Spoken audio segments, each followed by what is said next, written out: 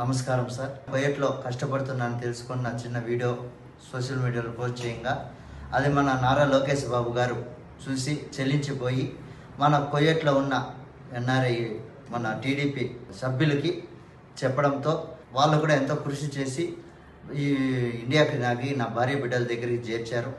అదేవిధంగా మన మదనపల్లిలో ఉన్న మన ఎన్ఆర్ఐ గారు నా కుటుంబానికి ఆర్థికంగా సాయం చేసి నా కుటుంబానికి కూడా ఎంతో తోడుగా ఉండి నా కుటుంబానికి సాయం చేశారు.